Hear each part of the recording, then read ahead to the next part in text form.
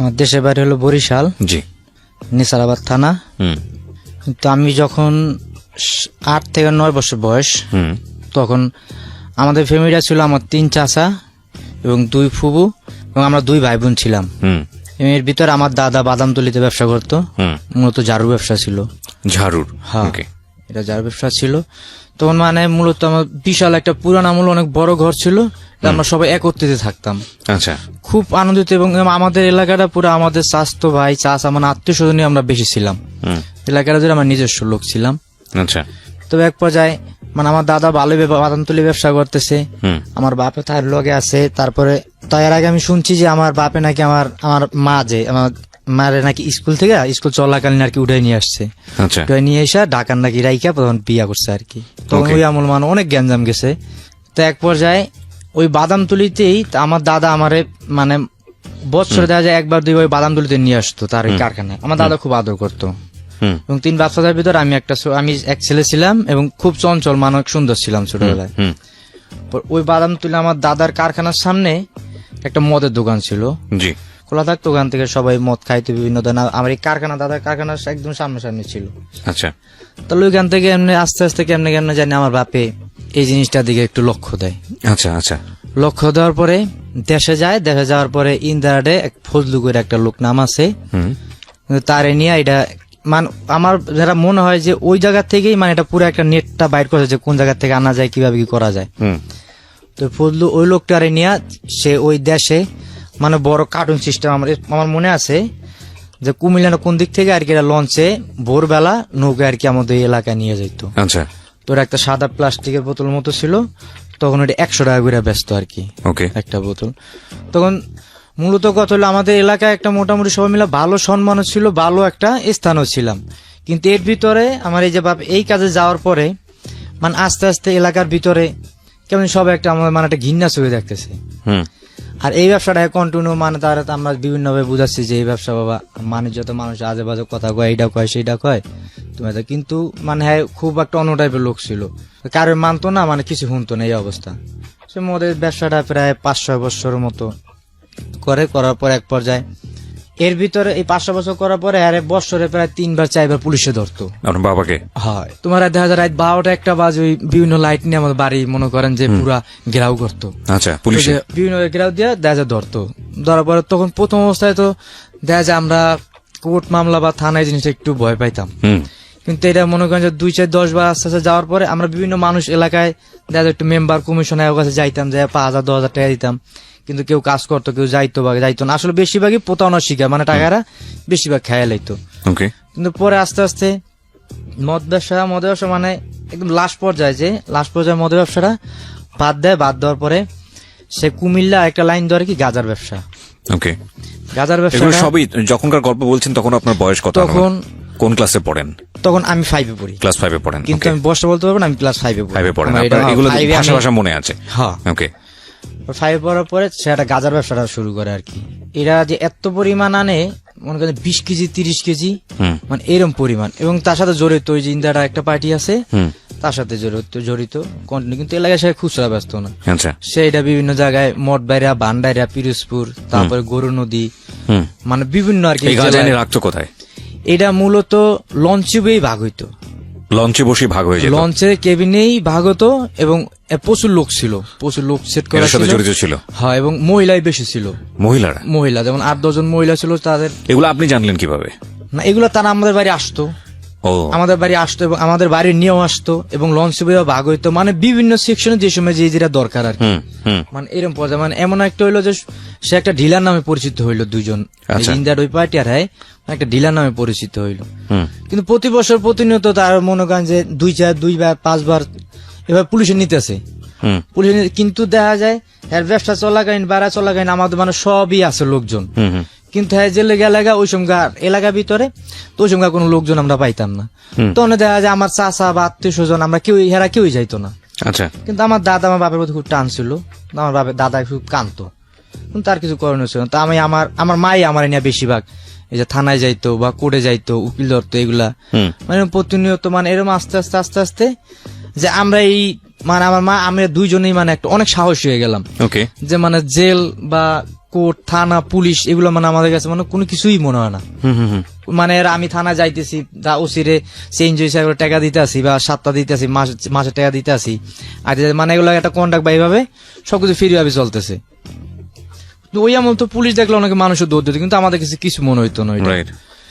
তো যাই হোক, এক পর্যায়ে আমি যখন ফাইভে পরীক্ষা দেওয়ার পরে আমার মাদ্রাসায় ভর্তি করাইলো। আমাদের নাকি সারসিনা মাদ্রাসা আছে, মাদ্রাসায় ভর্তি করাইলো। মাদ্রাসায় তখন 5 পাস করলে মাদ্রাসা আরবিতে যদি কাঁচা থাকে, কম শিক্ষা থাকে, তাহলে 1-এ ভর্তি করে। আমার 1-এ ভর্তি করাইলো। 1-এ ভর্তি করানোর পরে কিন্তু সে বিভিন্ন কয়েকটা মামলা করার কারণে মানে অনেকটা টাকা পয়সার দিকে অনেকটা নর্মাল হয়ে পড়লো। নর্মাল হয়ে পড়ার কারণে 5 কেজি 2 কেজি 10 কেজির মানতো। কিন্তু এইটা আমি আবার যখন মাদ্রাসা পড়তাম তা আমার কণ্ঠ খুব ভালো ছিল। তা ওই বাপে কি করতো, আমার ওই ব্যাগে ওই মাদ্রাসা মানে হুজুর সিস্টেমে মানে পাঞ্জাবি বাঁধা সবকিছু ছিল, মানে ওই ভিতরেই 2 কেজির প্যাকেট আছে, ওই প্যাকেট গুলো আমার দিয়ে দিল। মানে কি দেওয়া দেওয়াটা শুরু হলো কিভাবে, গল্পটা কিভাবে আমাকে একটু মানে দিত। এটা মানে ওই পর্যায়ে হঠাৎ করে দিয়ে দিল একদিন, নাকি আগে থেকে বলে নিয়েছে আপনাকে? গল্পটা কি ছিল? না গল্পটা এটা মানে হলো যে টাকা পয়সা আর্থিক দিয়ে মানে খুব একটা সমস্যার কারণে দেখা যায় এটা সে বড়ভাবে মানে করতে পারতেছে না। কিন্তু দেখা যায় 2 কেজি 5 কেজি কম আনতেছে, কিন্তু এটা দেখা যায় খরচা একটা লোক দিয়ে পারাইলে দেখা যায় 500-1000 টাকা খরচা আছে বা 2000 খরচা আছে। কিন্তু এটা দেখা যায় আমারও মানে হুজুর লেভেল আমার ব্যাগে দিয়ে দিত। আমি দেখা পিরোজপুর বা মঠবেড়া ভান্ডারিয়া বিভিন্ন জায়গায় আর হুজুর সিস্টেমের মধ্যে দেখলাম মানে ধরার মতো কেউ তখন জিজ্ঞাসা করতো না। আর আমার লোভ ছিল তো সঙ্গে আমার 200 বা 300 টাকা দিত। তো আপনার বাবা যখন এই জিনিসটা দিত আপনার ব্যাগে, তখন কি আপনাকে জিজ্ঞেস করে বলতো যে এটা থাকতেছে ব্যাগে, এটা কিন্তু সাবধান? এটা আমি বুঝতে পারতাম কিন্তু তখন আমি আমার লোভ ছিল মানে ওই টাকাটার প্রতি। সে আমার ওই যে 200 টাকা 300 টাকা দিত, দেখা যায় আমার যাতায়াত ভাড়া 100 টাকা লাগতো, কিন্তু আমি ওই টাকাটার লোভে আর কি আমি মূলত যেতাম। এবং লাস্টে এক পর্যায়ে আমি আশাই থাকতাম যে আমার বাপে কোন সময় আমার কয় যে এই জিনিসটা তুমি আসো। আপনার কাজটা কি ছিল? ব্যাগের ভিতরে দিয়ে কি করতেন আপনি ওটা নিয়ে? ওরা ওই জায়গায় মনে করেন ঠিকানা দিত, ঠিকানা দিল ওই ঠিকানা আমি আর মনে করেন আমার লেভেল ডিটেলসটা তো বলতো বা ওই পার্টি তো আমাদের বাড়ি আসতো যাইতো বা অনেক আগে থেকে পরিচিত। তো ওই স্থানে গেলে যেমন আমি কাউগুলি লঞ্চ গাড়ি নামতাম, ওই কাউগুলি লঞ্চ গাড়ি থেকে মনে করেন আমার লেভেল থেকে মানে আমারে নিয়ে যাইতো এরকম সিস্টেম। বা ওই আমার বাসা থেকে তো আমাদের মানে যে কটা পার্টি ছিল তারা সচরাচর দেখা যায় আমার বাড়ি আসতো বা যাইতে ভাবে একটা আস্তে আস্তে চিনা শোনা মানে সবকিছু হইলো। হওয়ার পরে এক পর্যায়ে আমাদের এলাকায় মানে আমাদের ঘরের পাশে একটা বাজার আছে। তখন প্রায় বেলা 11টা বাজে। তো ওই সময় হঠাৎ আমার বাপেরে মানে চতুর্দিক ঘেরাই করে পুলিশে ধরলো। আচ্ছা, এটা ধরলো আবার কিভাবে যে এটা পেপার ফ্ল্যাশ হয়েছিল বরিশাল টাউন থেকে, মানে কামিন্না একটা জায়গা আছে ওইখান থেকে পেপার ফ্ল্যাশ হয়েছিল যে ডিলার ওই জায়গায় এক পার্টি ধরা পড়ার কারণে সে নাকি রিমান্ডে তার নাম বলে। এটা তো আমার বুঝতে পারি না। তো ওই যে পেপার দেখে থানার থেকে হঠাৎ গ্রেপ্তার করার 1 সপ্তাহ 8-9 দিন আগে আমাদের এলাকায় মানে আমার এলাকার থেকে আরো 20 মিনিট লাগে নদীর সাইডে একটা মানে ডাকাতি হয়। আমার বাপের ওই মামলাটা ডাকাতি মামলাটা আর কি ওই দারোগা তো আর যেমন ধরে ওই সময় আমরা দারোগার 5,000 টাকা দিয়ে দিই দেওয়ার কারণে, কিন্তু দারোগা পরবর্তীতে কি করে এটা মানে এটা ব্যয়বহুল টাকা খাওয়ার কারণে মানে তার ওই ডাকাতি ওই মামলাটা দিয়ে দেয় আর কি। ওই যে মামলা ডাকাতিটা হয়েছে ওই ডাকাতি মামলাটা দিয়ে দেওয়ার কারণে আমার বাপের আবার আমাদের টাকা দিয়ে সময় বলতে তোমাকে চিন্তা করো না, তোমার এটা 54 মামলা মানে একটা নর্মাল একটা মামলা দিয়া দিবো, দেখা যায় একসাথে পরে যাবি নিয়ে যাবো। তা যাই হোক আমি আমার মার এলিয়া থানায় গেলাম। থানায় যে আবার 5,000 টাকা পরের দিন সকাল আর কি ওই দারোগা আবার 5,000 টাকা দিলাম। দেওয়ার পরে মানে আমাদের আপনারা যান কোনো চিন্তা করেন না, আর পরের দিন মানে 10টার ভিতরে কোর্টে চালান দেবো, পিরোজপুর চালান দেবো আর কি। পরে এর 3 দিন পরে বিকালবেলা 5টার দিকে আমাদের বাড়ি একজন পুলিশ আসছে। পুলিশ এসে বলে যে এরকম যে আপনার তো জামাইয়ের রিমান্ড 7 দিনের রিমান্ড চাইছিল, তো 4 দিনের রিমান্ড হয়েছে, তার তো ডাকাতি মামলা রিমান্ড যাই কাগজপত্র দেওয়া হলো। এটা দেখে আমরা বিশ্বাস করলাম। ক্লাস 6 এ পড়েন বা মাদ্রাসাতে পড়েন? না, তখন আমি মাদ্রাসায় তখন আমি 3তে সম্ভবত 3তে পড়ি সম্ভবত। তখন এই দারোগা আসলো, ওই পুলিশ আসলো, বলার পরে কারণে আমরা কি রিমান্ডটা ঠেকাবে কিভাবে। তো ওই সময় আবার একটু মানে আর্থিক অবস্থা একটু নর্মাল ছিল, টাকা পয়সার দিক থেকে একটু নর্মাল ছিল। তা যাই হোক আমার মাল লাগে ঘরে বইয়ে পুলিশের মানে কথাবার্তা করে কত টাকা লাগবে। হেরা চাইতেছে ওই সময়, কারণ আমার 30,000 টাকা চাইতেছে, যে 4 দিনের রিমান্ড, গায়ে কোনো হাত দেবো না, এবং আপনারা 4 দিন বাসার খাবার দিতে পারবেন, 30,000 টাকা লাগবে। তো যাই হোক, হেরে বুঝা শুনে 20,000 টাকা রাজি করাইছি। রাজি করার কারণে তখন মনে হয় 4-5,000 টাকার মতন আমার ঘরে ছিল। কিন্তু এর আগে মূলত আমি যে কথাটা, মানে এলাকার যে একটা মানুষে, কিন্তু এটা তো আমার বাপেই যাব, পুরো আমার বংশটার, মানে বাপে ব্যবসা শুরু করলো, যাই করলো। কিন্তু আমার মূলত ভালো ইচ্ছাই ছিল যে আমি স্কুল পর্যন্ত, আমার বডি ফিগার ভালো ছিল যে আমার একটা পুলিশে বা ডিফেন্সের চাকরি করার চিন্তা ভাবনা ছিল। কিন্তু আমি মানে আমি খারাপ করার কারণ হলো, মানে গ্রামের কিছু কিছু মানুষ, যেমন আমি যখন মাদ্রাসায় পড়তাম তখন দেখা যায় মসজিদে, আমি রমজান মাস ছিল, আমি মসজিদে কোরআন শরীফ, বিকালবেলা কোরআন শরীফ পড়তে গেছি। তো এই সময় মনে করেন আমাদের এলাকায় কমিশনার হ্যাঁ নামাজ পড়লো, নামাজ পড়ে করলো যে এই ব্যবসা করে খাতো, হ্যাঁ পোলা কি হুজুর হইব নি।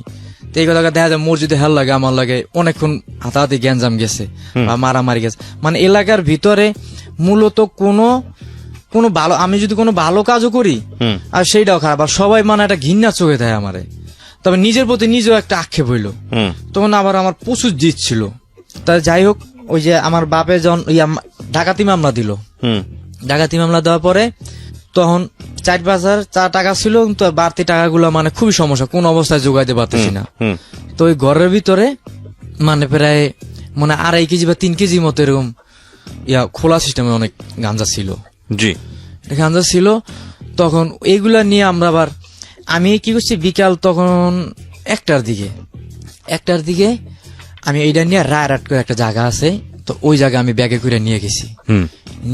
তবে ওই যার বাড়িতে গেছি তার লাগে আমার কোনো যোগাযোগ কোনো কিছু করি নাই, কিন্তু যে তার ঘর পাইছি বন্ধর কারণে আমি আবার ওই জায়গাতে রিটার্ন আবার ব্যাক করে দেখা যায় আমাদের বাড়ি আসার মাস পয়েন্টে আমাদের এলাকার চেয়ারম্যান, মেম্বার বা অনেক পুলিশ, মানে এরা ওই জায়গায় কি জানি একটা প্রকল্পের জন্য ওয়েট করতেছে। হ্যাঁ, মানুষ সব জড়ো বইয়ে মানে কি জানি ওটা দেখতেছে আর কি। পরে এটা একটা স্কুল আছে, স্কুল কোনাবে, ওইটা দেখা মানে আমার কাছে আবার মনে হলো যে মানে এরা তো আমার ধরার কারণে মানে এই জায়গায় এরা আছে।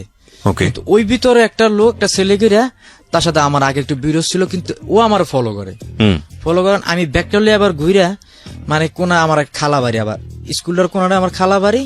তো খালা বাড়ি ওই কোনা বন্ধ মানে যাওয়ার কারণে এদিকে ধর করে মানে এরা পুলিশ সহ আমার পিছনে মানে অনেক দ্রুত ভাবে ছুটলো, দৌড়াইতেছে। কিন্তু আমার খালা বাড়ি আবার যে সিঁড়ি আছে, সিঁড়ির আবার একটা পুষ্কুনি আছে। কি করলাম, আমি যে পুষ্কুনি বা যে টগর আছে, ওই টগর উপরে আমি পুষ্কুনি, তখন শীত ছিল, প্রচুর শীত ছিল। তো ওই জায়গায় আমার মানে হৃদয় ছিল না তখন, ওই অবস্থা মানে ওই পুরীর ভিত্তি আমি হালাই দিই, কিন্তু তারা ওই জিনিসটা আবার খেয়াল করে দেখছে, স্পষ্ট দেখছে যে আমি একটা পুকুরের ভিত্তি ফালাইছি। তো ওই ব্যাপারটা দেখে হেরা কি করলো, এক পর্যায়ে আমার আর ধরতে পারে নাই। আমার ধরতে পারে নাই, কিন্তু এলাকাতে দেখা যায় 50 সালে চেয়ারম্যান বা পুলিশ এরা তো সবাই সাক্ষী আছে যে হ্যাঁ এই লোকেই যে জিনিসটা নিয়ে আসছে। ব্যাগটা পুষ্কিন থেকে উড়ানোর পরে আমি কি করলাম, ওখান থেকে মানে প্রায় 1.5 ঘন্টা লাগে, একটা কোলার মতো আছে মানে ধান, আর তখন প্রচুর শীত। তো ওইটার ভিতর দিয়েই মানে আমি যাই খুবই কষ্ট, যা আমি কোনো ভাষা প্রকাশ করতে পারবো না কি কষ্টটা, আমি কি কষ্ট করে মানে ওইভাবে আমি গেছি। তো ওইখান থেকে যাইতে আমার মানে আমার ফুবু বাড়ি, তো ওখান থেকে প্রায় 2-2.5 ঘন্টা লাগে আমার বড় ফুবু বাড়ি। তো যাই হোক, এদিকে আমি খুব কষ্ট করে গেলাম, যার কারণে ওই ফুবুর বাইত গেছি, যার কারণে আমার শরীরে মানে এই শরীর মানে আমার যোগ বা অনেক এই যে প্যাক মানে শরীর আমার খুব খারাপ অবস্থা, ফুবুর বাইতে উঠছি। ওটা পরে আমি ফুরান যে গা গোসল করাইলাম, তো ফুবুর গেলাম, ফুবু এই তো ঘর না, তা আপনি আমাদের এলাকায় একটু যান। তাহলে গেল, এদিকে কি করলো সে আমার মেম্বার হেরা সবাই হইলো। তখন আমি একটা কথা বলছি, তখন আমার একটা ছোট ভাই ছিল, তখন আমার ছোট ভাইটা, আর ওদিকে আমার বাপে তো ওদিকে তো ওই যে ডাকাতি মামলা জেলে আছে। আমি তো মূলত এইটা ওই যে কিছু টাকার কারণে যে তার রিমান্ডটা ঠেকান যায় কিনা। কিন্তু এদিকে তারা কি করলো, সন্ধ্যার পরে 7টার দিকে, তখন আমার ছোট ভাইয়ের বয়স ছিল 18 দিন 19 দিন, এরকম 18-19 দিন আমার ছোট ভাইটার বয়স। তখন আমার মায়ে আমার আম্মারে আর মানে ছোট ভাইটারে মানে আমাদের এলাকায় বাজারে নিয়ে গেল, এই লোকজন পুলিশেরা সবাই ধরে। হ্যাঁ, তবে কি করলো, আমার আর আমার ভাই তখন তো আমার ভাই তো ছোট, 19 দিন বয়স, তা রাইখা যাওয়ার মতো কিছু না, কিন্তু আমার ছোট ভাইটারে নিয়ে গেল। নেওয়ার পরে এলাকা ভিত্তিক আর কি, তখন এলাকাটা কেমন হইলো, যেমন একটা মানুষ যদি বিপদে পড়ে তখন সবাই মানে তারা চাপ সৃষ্টি করে, কিন্তু কেউ একটা মানবতার দৃষ্টিতে একটা কথা বলে না যে স্যার একটা ভুল হয়েছে বা এইটা তার পোলা ভুল করছে, তাই এইভাবে মানে এইভাবে কেউ কিছু বলতেছে না, কিন্তু সবাই চাইতেছে যে আমার মানে চরম একটা জীবন একটা বিচার হোক। আচ্ছা, চরম একটা বিচার হোক। তা এইটা আমার বড় ফুপুর আবার তার বাড়িতে গেছি, যে বাড়িতে আমার বড় ফুপুর যে পাঠাইছি, এইটা আবার অনেক কিছু লোকে ফলো করছে। তো ফের আবার টার্গেট করছে তো বড় ফুপুর বাড়ি, ওখান থেকে আমি অবশ্যই ওই বাড়িতে আসি। তখন আমার বড় বোন এবং বড় বোন জামাই তা ঢাকায়, তারা আমাদের বাড়ি ছিল, ওকে, দেশে বাড়ি ছিল। দেশে বাড়ি থাকার কারণে ওই বাজারে প্রায় 2 ঘন্টা বিচারের ভিতরে মানে বহুত ধরনের মানসিক নির্যাতন, মানে তাই এক পর্যায়ে কি করলো, তা প্লাস দিয়া আমার ছোট 19 দিনে আমার ভাই, তাও আমার মা অনেক ঠিক করছে, দেন যাই হয়েছে তাকে পুলিশে দেন, কিন্তু আমার ছোট বাচ্চাটা কিন্তু আমার মা অনেক অনেক মিনতি করছে। কিন্তু আমাদের পক্ষে একটা বাবুকে একটা লোক নাম ছিল, সে একটা কথা বলছিল যে দেখেন একটা বাচ্চা আছে, দরকার ব্যাপারটা এত কঠিন ব্যাপার না করলো, যেহেতু এত করে নাই ভাইয়ের ছেলে করে, তার ছেলের নামে একটা মামলা, ভাইয়ের ছেলের একটা খোঁজার ব্যবস্থা এই জন্য করেন, কিন্তু তারও মনে করেন বেদরূপ মারে। আচ্ছা, এই কথা বলার কারণে ওই লোকটাকে মারে যে লোকটা আসলে পক্ষে বলেছিল, যে একটু সহানুভূতি দেওয়া হয়েছিল, তো প্রচুর মারার কারণও দেখা যায়। তো কি আমার মার এক পর্যায়ে তার প্লাস দিয়া মানে 4টা নখ উড়ে গেল আপনার মার। মানে ওই এলাকাটা মানুষগুলো মানে এত নিষ্ঠুর যা কোনো বলার ভাষা নাই। আমি আসলে তো মূলত আমার চোখের পানি নাই কারণে আমি ছোট থেকেই মানে মানসিক এমন আঘাত, এমন আমি সুখ বলতে আমার জীবন আমি দেখি নেই। আমি মানে আমার শুরুর থেকে আমি সুখ বলতে আজও আমি ভালো নাই। এই যে আমার দেহ বডি বা সবকিছুই ভালো দেয়, কিন্তু আসলে এটা আমার শো। আসলে আমার ভিতরে কিছু, আমার শরীরে এই শক্তিও নাই যে আমি একটা বাড়ি কোনো কাজ করবো বা একটা কোনো কিছু আমার শরীরে এই জনশক্তিও নাই। কিন্তু কি কারণ আমি সামনে ওর ভেতরের যে ঘেন্না, এই পুরো ঘেন্নাটাই সমাজের প্রতি। আমি একটা কথা আপনাদের সবসময় বলি প্রিয় শ্রোতা, যে মানুষটাকে আপনি পেছনে ফেলছেন তাকে পেছনে ফেলে সামনে যেতে পারবেন না, কারণ ওই মানুষটা আপনাকে পেছন থেকে টানবে। আপনি যদি মনে করেন যে সমাজে অপরাধীরা কিংবা যারা ভুল করেন কিংবা যারা অন্যায় করেন তারা এই সমাজের কীট, তাদেরকে বাদ দিয়ে একটা নিরোগ কিংবা রোগমুক্ত একটা সমাজ গঠন করবেন, সেটা একটা দুঃস্বপ্ন মাত্র। আপনি তো দূরের কথা, পৃথিবীতে বড় বড় মহামানবরা এসেছেন, তারাই পারেননি। বড় বড় মহামানবরা তারাই পারেননি, তাহলে পুরো সমাজটাই আজকে অন্যরকম হয়ে যেত। আমাদের যেটা করা উচিত, ভুলকে ভুল হিসেবে দেখা উচিত, কিন্তু এই ভুলটাকে সংশোধন করতে গিয়ে আপনি এমন কোনো ভুল করবেন না যাতে করে আপনার পুরো জীবনটা ডাবল মাইনাসে চলে যায়। কারণ এই ছেলেটার ভুলের কারণে এর মা শাস্তি পেল, এবং এই ছেলেটার মনের মধ্যে যে ক্ষোভটা জন্ম নিয়েছে, এর দ্বারা সমাজে ও কখনোই এই একটা সমাজের ভালো হোক এটা চিন্তা করবে না, এবং ও কখনো দেশের ভালো হোক এটাও চিন্তা করবে না। ও যদি পারে ওই সমাজের জন্য ক্ষতি হয় এরকম কোনো কাজ করতে ও নিশ্চিন্ত মনে করবে, কারণ ওর মনের মধ্যে একটা ক্ষোভ আছে। আমরা যখন বিচার করি, আমরা যখন যেই বিচারটাই করি না কেন, যেটাই করি না কেন, আমরা যেন সেটার ইম্প্যাক্টটা চিন্তা করি, সুদূর প্রসারী ইম্প্যাক্টটা চিন্তা করি না বলেই যে শাস্তিগুলো আমরা দিই, তাৎক্ষণিক শাস্তি, সেটা হয়তো আমাদেরকে এক ধরনের মজা দেয়, চার্ম দেয়, কিন্তু এটা সুদূর প্রসারী রেজাল্ট কি হতে পারে এটা যদি আমরা চিন্তা করতাম, তাহলে যারা ভুল করে, যারা অন্যায় করে, তাদেরকে কিওর করার সিস্টেমটা একটু অন্যরকম হতো আমাদের সমাজে। যাই হোক, জি, আপনি যে জায়গাটায় ছিলেন আমি বুঝতে পারছি আপনার কষ্টের জায়গাটা। আপনার মার 4টা নখ প্লাস দিয়ে তুলে ফেলা হয়, এবং সেটা গ্রামের বাজারের সালিশের মতো। এটা আপনার এই ভুলের কারণে আপনার বাবা তখন হচ্ছে জেলে বন্দী। বাপ তো একদিকে তো বাপ 4 দিন রিমান্ডে, খারাপ ভালো হলো বাপ যতই খারাপ একটু টান থাকে, তো বাপের কারণেই 4 দিন পুলিশ আসছে। আর পুলিশও এটাও তো এক ধরনের একটা অপরাধ করে, যেহেতু যারা একটা গাজার মামলা ধরলো কিন্তু তার একটা ডাকাতি মামলা দিয়ে দিল, যারা ডাকাতি মামলা দিলে 7 দিন রিমান্ড চাইলে 4 দিন জজ সাহেব 4 দিন আপনার রিমান্ড মঞ্জুর করলো। কিন্তু এইখানে টাকা পয়সা পর্যাপ্ত না থাকার কারণে বাপ তো বাপের কারণে ঘৃণা আসলো, মানে বাপের ওই রিমান্ড যাতে না হয় সেই টাকাটার জন্য আমি মূলত এই কাজটা করতে গিয়েছি আমি।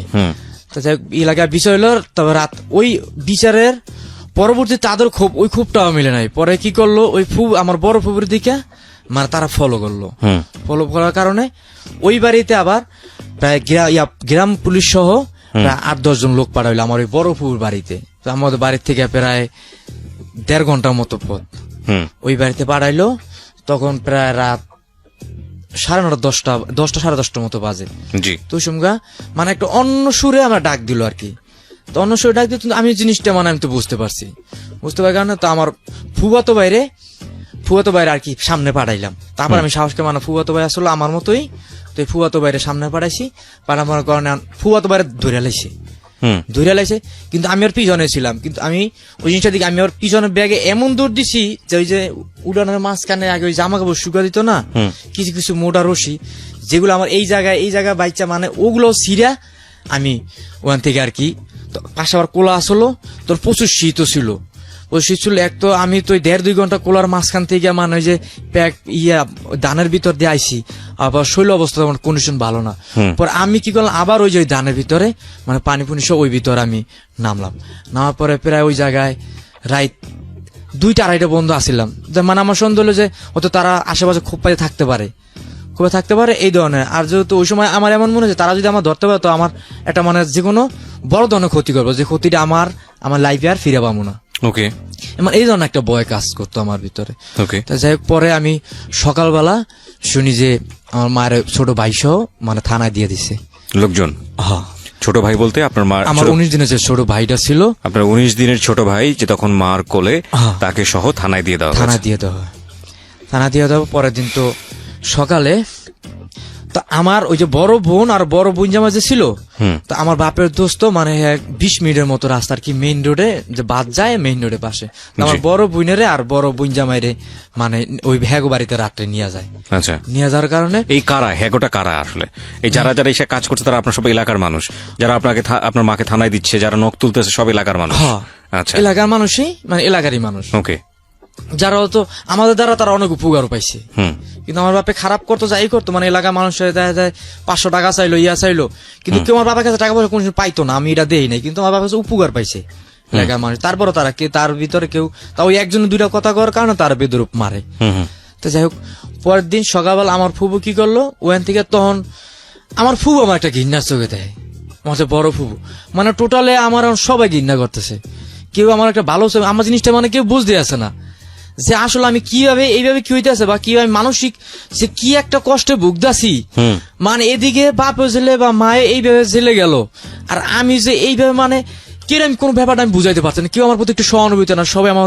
তবে ঘৃণাটা আমাদের আবার সুগন্ধ একটা গাড়ি ছাড়ে সকাল 8টা বাজে, এই যে সায়দাবাদ আয় আমাদের ওই এলাকার থেকে সায়দাবাদ আসে, তো ওই গাড়িটা তো আমি আবার আমাকে স্ট্যান্ড থেকে আমার ফু বাড়ি ওই রোড দেয় আর কি, ওই জায়গা তো তখন ওই রাত্রেরই আমার একটা লুঙ্গি ছিল, মানে আর একটা গেঞ্জি ছিল, আমার পায়ে কোনো জুতা কিছু ছিল না, তো ওইগুলো প্যাক আর ভরা আর কি, প্যাক ভরা।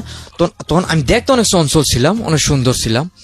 তা যাই হোক, আমার ফুবু আমার একজোড়া জুতা, আমার ফুয়া তো জুতাও ছিল, কিন্তু এটা দিল না একটা লুঙ্গি করো না, লুঙ্গিটা চেঞ্জ কর কিছু না, খালি আমার ওই সময় মানে 220 টাকা করে ঢাকা সাদাত ভাড়া ছিল সুগন্ধা গাড়িতে। তো ওই আমার 200-250 টাকা আমার দিয়ে দিছে। আমি মানে রায়রাট করে একটা জায়গা আছে আমার ওখান থেকে 1.5 ঘন্টা মতো আর কি, ওই কাউন্টার থেকে 1.5 ঘন্টা, ওইখান থেকে আমি সুগন্ধা গাড়িতে উঠলাম। গাড়িতে আমার উঠতে দিতে চায় না, মানে শরীরে যে আমার যে অবস্থা আমার উঠতে দিতেছে না। তাও যাই হোক, আমি জোর করে উঠছি, আমি টিকিট নিয়েছি, জোর করে উঠছি। আর ওইটা দিয়ে যে আমার বড় বোন আর বড় বোন জামাই গাড়ির মধ্যে, গাড়ির মধ্যে। তখন আমি মানে করে দেখি আমি অনেক কাঁদতেছি, এতটা কাঁদতেছি যে আমি নিজে গাড়ির ভিতরে সবাই মানে অবাক হয়ে বসে, কিন্তু ওরা যে ভাই আমি বা কোনো কিছু এইটা আমারে কোনো মূল্য অনেক হলো না, মানে কইতেছে আমার বড় বোনের কইলো যে পাগল, মানে এরকম একটা মানে আমার প্রতি এমন একটা ঘৃণা। যাই হোক, আমি একটা সিটের পিছনে, আমার মাঝখানে সিট নাম্বার ছিল, কিন্তু আমি সিটের একটা পিছনে গেছি, যেটা আমার যে পরিবেশ বা কোন অবস্থায় সিটের পিছনে যায় বইলাম, বলার পর দেখা যায় আমি নামছি আপনার যাত্রাবাড়ি নাই না, আমি আমার ফু বাড়ি আইলাম। ফু বাড়ি যাত্রাবাড়ি এরিয়ার ভিতরেই আশেপাশেই, তো আমি একটা ফু বাড়ি আইতাম। তবে ওখানে 2 ফুবু থাকে, তো এক ফুবু মোটামুটি আমার পছন্দ করতো, মানে আরেক ফুবু টোটালে দেখতেই পারতো না আমারে। তা যাই হোক, ও তখন আর ওই যে আমার মারে যে পুলিশ আমার 2200 দিয়া দিল, তখন তার আমার নামও একটা মামলা দিছে, আপনার নামে একটা মামলা দিয়েছে, আমার নামও মামলা দিছে। তখন পরে তারা আমার নামে ওই রাতে মানে আমার নামে একটা মামলা দিয়ে দেয়, ওই এলাকার সাক্ষী মানে কাগজপত্র সহ মানে একটা অনেক শক্ত ধরনের একটা মামলা দিয়ে দেয়। মানে তার কারণে আমি এই যে কোনাপাড়া মানে হেরা আমার কেউ রাখতে চায় না, মানে আমার একটা ঘৃণা চোখে দেয় খুব ঘৃণা। তারপর আমি ওই সময় মানে কোন দিকে যাবো, কই যাবো, যাই হোক আমার এই ফুবুর বাসায় আমি প্রায় 2.5-3 মাসের মতো থাকছি। আবার ওদিকে আমার মারে মনে করেন 13 দিনের মাথায় জামিন দেয়, 13 দিন পরে তারিখ পরে, কিন্তু আমার ছোট ভাই কারণে 13 দিন পরে জামিন দেয়। কিন্তু ভিতরে আমি শুনছি নাকি আমার বাপের জেল গেটের ভিতরে যে ঘুরতে পারে না, দেখা বিকালবেলা যে সময় যে কোর্টের গাড়ি যায় আসামি ঢুকে, তখন ওই যে আসামি ঢুকে তখন মানুষজন ভিতরে বইয়া থাকে যে আসামি নতুন আসামি আসলো কেডা কি এটা মানে দেখার একটা ইয়ার জন্য। তখন আমার ভিতরে মানে আমার বাপে দেখতেছে যে আমার ছোট বাইরে সহ আমার মামায় আমার ভিতরে পাশে তো মহিলা ওয়ার্ড তো মানে নিয়ে যাইতেছে। এখানে আমি ঢাকা আড়াই মাস থাকার পরে আমার কি করলো, পরে আমার বাপেও জামিন পাইলো। আচ্ছা, আমার বাপেও জামিন পাইলো। এদিকে আবার এদিকে একটা বড় সমস্যা হলো যে আমার বাপের আমার দাদা অনেক ভালোবাসতো এবং প্রচুর পরিমাণ কাঁদতো, এবং কানতে কানতে এক সময় এমন একটা পরিস্থিতি হলো তাই দুইটা চোখে কোনো দৃষ্টি নাই। আমার দাদা মানে চোখে কিছু দেয়ই না। পরে আবার ওই ডাক্তারের কাছে আনা পরে তারপর মানে করতেছে ডায়াবেটিস, এই কারণে আর অপারেশন করতে প্রায় 7-8 বছর তাই সে অন্ধভাবে আর কি। তো এটা আমি মূলত আমার বাপের কারণে আর কি, কানতে কানতে প্রচুর ভালোবাসতো, চোখ দুটাও হারাইলো। মানে মূলত টোটাল বংশের ভিতরে যারাই আমাদেরকে দূরে আছে তারাই মোটামুটি ভালো আছে। তো পরে আড়াই মাস পরে আমার কি করলো, ওই যে পিরোজপুরে আর কি আমার মামলার তারিখ আসলো। তারিখ আসার পরে আমি ওখানে তারিখে গেলাম। যাওয়ার পরে যাই হোক এটা বাপে ওখানে টাকা পয়সা উকিল দিয়ে আগে যাই হোক সিস্টেম করে জজের লাগে বা পিপির লোক কথাবার্তা কুইয়া যে আমার মামলাটা মানে কোর্টে উঠছি, ওটা পরে আমার খালাস দিয়ে দিল। আচ্ছা, পরে যাই হোক আস্তে আস্তে আমি ওখান থেকে সিগারেট খাইতে এক পর্যায়ে আমি তখন কি লেখাপড়া করছে না লেখাপড়া ছেড়ে দিয়েছে? একবার ছেড়ে ওই যে স্কুলে গেলাম, স্কুলে মনে হয় 10-15 দিন গেছি, ওই যে হাই স্কুলে ভর্তি হলাম আর কি, শিখছি যাই মাদ্রাসার থেকে। পরে মানে স্কুলের স্যার মাস্টাররা বা এলাকা মাস্টাররা টোটাল আমার মানে আজে বাজে কথাবার্তা, এটা পড়া পারলো মানে কেউই ভালো চোখে দেখে না, আমার টোটাল কেউ ভালো চোখেই দেখে না। আচ্ছা, আর ফ্যামিলিগত ভাবেও না। ওকে, তখন কি মা কি জেল থেকে ছাড়া পেয়েছে? হ্যাঁ, মা ওই ঢোকার মানে 13-14 দিন পরে ছাড়া পাইছে। পরে 2 মাসের পরে আর কি আমার বাপে ছাড়া পাইলো। আচ্ছা, ওকে, ছাড়া পাইলো। এরপরে আমি ওই 2.5 মাস পরে আমার পিসপুর নিয়ে মানে থেকে মানে এগুলো কথা থেকে আমার যাবি নেই, কিন্তু মামলা চলতেছে আর কি, আমরা হাজিরা দিতেছি এমন একটা পরিস্থিতি। যাই হোক এলাকায় এক পর্যায়ে মানে সিগারেট খাওয়া দেওয়ার পরে আমি আমার শৈল করে একটা পোলা আসলো, ও আমার ট্যাবলেট খাওয়াইলো। তো আমার ট্যাবলেট খাওয়াইলো, একটা ঘুমে ট্যাবলেট খাওয়াইলো, তো একটা খাওয়ার পর কারণে দেখা যায় আমি একটু নিজে মানে একটু চাঙ্গা মনে হইতেছে। ওকে, একটু কেমন চাঙ্গা মনে, একটু ভয়ও কম লাগতেছে যে আমার কোনো কিছু মানে ভয়টা বলতে কিছু আছে এরকম লাগছে না। পরে একটা দুইটা মানে এরকম করতে এখন কন্টিনিউ এমন পরিস্থিতি হয়েছে যে 120টা মানে 240টা আমার সকালে এক টাইম এবং সন্ধ্যার পরে এক টাইম, ওইটা আমি মানে মিক্সার বানাইতাম বিভিন্ন ফর্মুলা দিয়া। তো ওইটা আমার শরীরে ম্যাচ করতো, অন্য যেগুলো ঘুমের সাথে ওগুলো আমার ম্যাচ করতো না। 120টা এবং আমার মাথাটা অল টাইম এমনই হট ছিল যে ওই নেশাগুলোও আমার কাজ করতো না। কিন্তু আমি ওই নেশার করে কি করতাম না করতাম, আমি হাজারো বড় অকারেন্স করলো দেখা আজকে করতাম, আমি কালকে অতটা আমার আংশিক মনে থাকতো না। ও যে ঘুমের ওষুধটার কথা বলছে, আমরা সেখানে এটার নামটা মিউট করে দিয়েছি প্রিয় শ্রোতা। এটা 120টা একসাথে গুলে যদি একটা মানুষ খায় তাহলে তার মৃত্যু একেবারেই অনিবার্য। কিন্তু ওর যেটা হয়েছে যে ধীরে ধীরে ও যেহেতু নিয়েছে, প্রথমে 5টা 10টা ভাবে করে অ্যাবজর্ব করে ফেলেছে ওর বডিটা, এবং সেটাও দিনে নিতে 240টা, অর্থাৎ সকালে 120টা এবং রাতে 120টা। আপনি যা শুনছেন তা শুনে মুখটা হা হয়ে যেতে পারে। ইয়াস, 240টা নিলে একটা মানুষের বাঁচার কথা না, কিন্তু ব্রেনের যে অ্যাবজর্ব পাওয়ার বা আমাদের যে ইমিউনি সিস্টেম, সেখানে কিন্তু অল্প করে দিলে অনেক কিছু পর্যন্ত আমরা সহ্য করতে পারি। এমনও হয় যে সাপের বিষ পর্যন্ত সহ্য করা যায়, কারণ ততদিনে ইমিউনি সিস্টেম গ্রো করে যায়। কিন্তু সেটাও যে ব্রেন কতখানি লোড নিতে পারে এবং মানুষকে কতটা বিভ্রান্ত করে দিতে পারে সেটাই ও বলছে আসলে। বলুন তারপরে এইভাবে মানে কন্টিনিউ খাইতেছি কিন্তু নিজের কোনো হৃদয় পাইতেছি না, বা আমি কি করতেছি কিন্তু ভালো কোনো কাজ করতেছি না। আমি এই লোকের মনে করেন যে মেইন রোডে যাই, মেইন রোডে একটা সাইকেল মনে করেন আজকে আমি সাইকেল রাইকা আমাকে নিয়ে বেশ চালাইতেছি। মানে অমুকের একটা প্রথম ওই সময় নোকিয়া একটা 11 সময় মোবাইল বের হয়েছিল, এই মোবাইল পাইলাম আমি হাত দিয়ে নিয়ে মানে বেশ চালাইতেছি, মানে যাই করতেছি মানে উল্লা পাল্লা সবকিছু। যেমন আমার মাজায় ছুরি নিয়ে আমি মানে বিভিন্ন জায়গায় মানে নেশার আমার কন্টিনিউ একটা হয়ে গেল। প্রায় আমাদের ঘরে অনেক জিনিস থাকে, তাদের 2 সংসারে, তো এই 3 সংসারের জিনিসগুলো মানে আস্তে আস্তে যেমন অনেক রেকাবি, আলমারি বা সুকেস বা বিভিন্ন দামি জিনিসগুলাই আমি 3টা সংসারের জিনিস সব টোটালে প্রায় 5 থেকে 7 লাখ টাকার মানে সংসারিক জিনিস এবং কিছু কাঠ এগুলা কাইটা রাখছিল যে ঘর তুলবো, এগুলো আমি সব আস্তে আস্তে বিক্রি করে। এমন একটা পর্যায়ে হলো যে এলাকার, আর ওই সময় আমার আর ট্যাবলেট জিনিসটা হলো এমন যে আমি যদি এইটা টার্গেট করি যে আমার ওখানে মৃত্যু হোক যাই হোক যে আমার টার্গেট পুরো করতে হইব, মানে ওইরকম আমার একটা মানে ছিল, মানে টার্গেট পূরণ করতে হইব। তো এক পর্যায়ে এলাকায় মানে যে দেশ গ্রামে তো হাঁস মুরগি পালে না, তো প্রতি রাত্রেই মনে করেন যে 5-6টা হাঁস মুরগি প্রতিটা রাত্রে লাগতোই।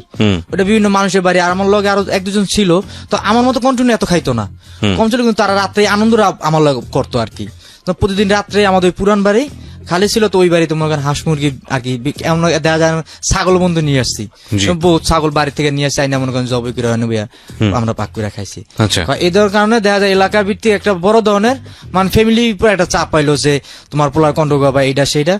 পরে কি করলো, একদিন আমি বানাইপাড়া একটা জায়গা আছে, তো এখান থেকে ওই যে রেকটি আর কি, তো ওই সঙ্গে আসলে ভ্যারাইটিস নেশা করতাম।